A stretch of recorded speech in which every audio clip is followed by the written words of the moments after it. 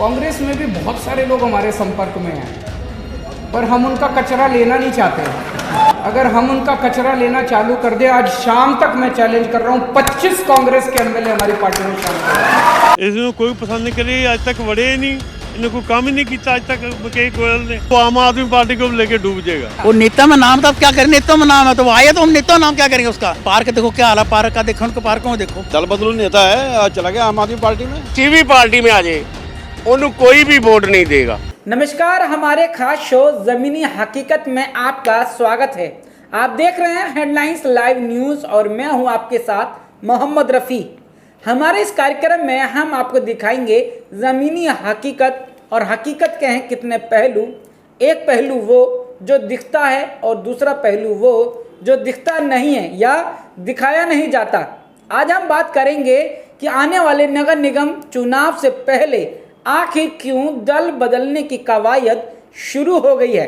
आखिर क्यों बीजेपी और कांग्रेसी नेता अपना दल बदलकर आम आदमी पार्टी में शामिल हो रहे हैं।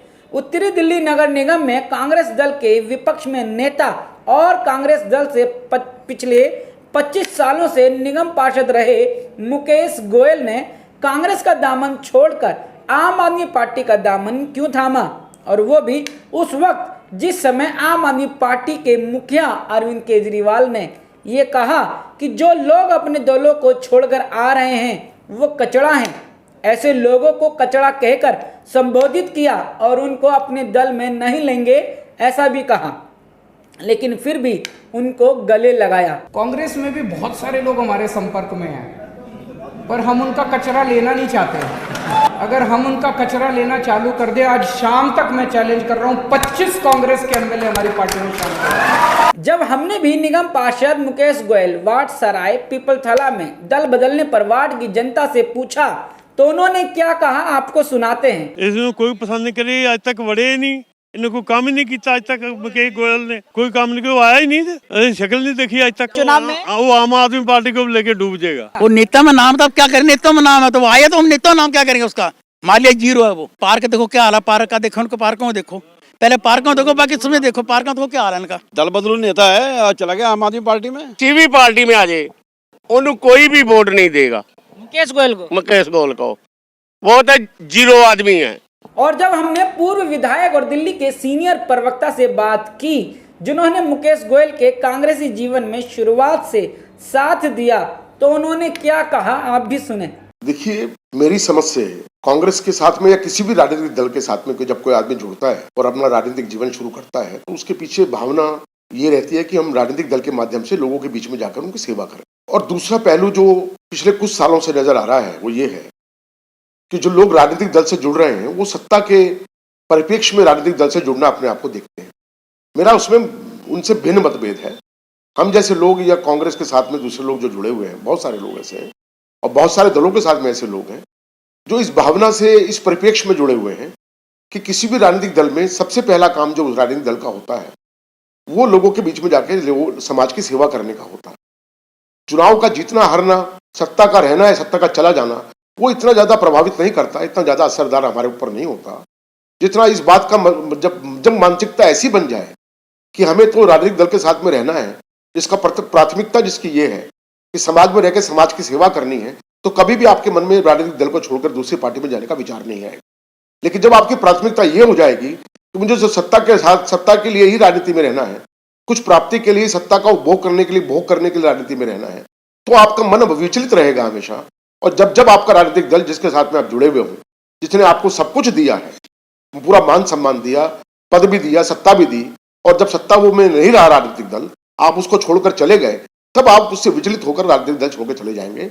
आज जो लोग कांग्रेस को छोड़कर पार्षद हो या विधायक हो या दूसरे लोग हों जो पार्टी छोड़कर जा रहे हैं, उनको कहीं ना कहीं उनकी मानसिकता में, ये सोच में कोई खराबी रही है और अपने आप को राजनीतिक दल जिस समय उन्होंने जोड़ा था तो उनकी भावनाओं में विकार था, और विकार यही था कि सेवा भावना उनके मन में नहीं थी, उनके मन में सत्ता प्राप्ति की और सत्ता में रहने की भावना।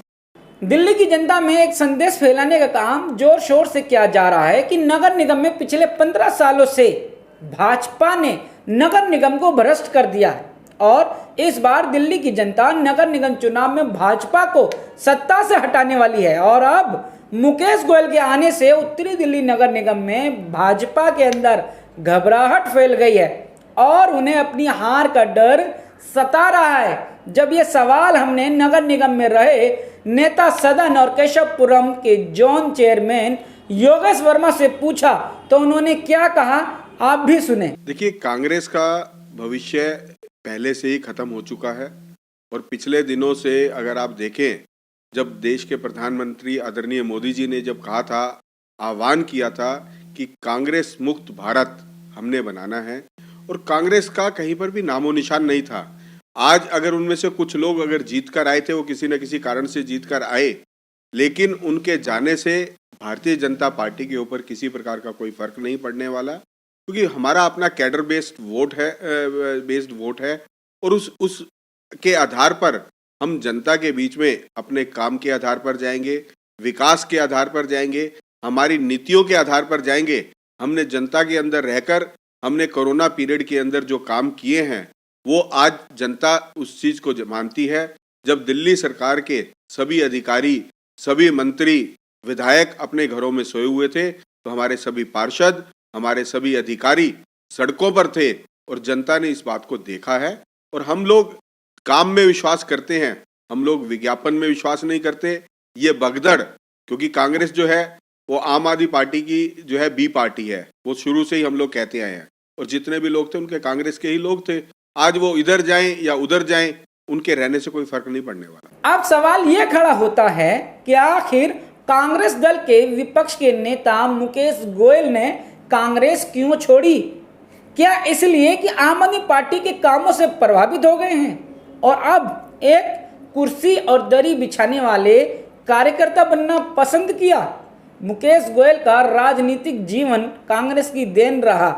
जब मुकेश गोयल ने अपना पहला निगम का चुनाव लड़ा था तब उस विधानसभा से विधायक मंगतराम सिंगल थे और पार्टी में लाने से लेकर चुनाव लड़ाने तक और पहली जीत दर्ज करने में पूर्व विधायक व मंत्री रहे मंगतराम सिंगल का आशीर्वाद रहा, लेकिन उनका भी मुकेश गोयल ने साथ छोड़ दिया।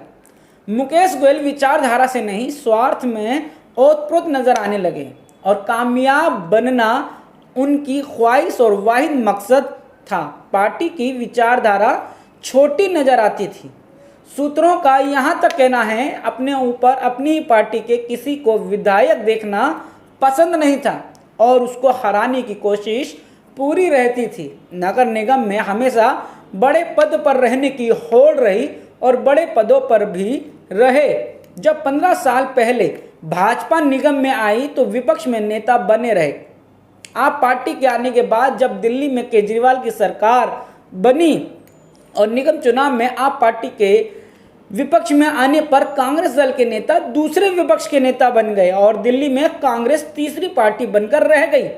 अपने को तीसरी कड़ी में देखना जब मुकेश गोयल को पसंद नहीं आया तो विधायक बनने की कोशिश में लग गए।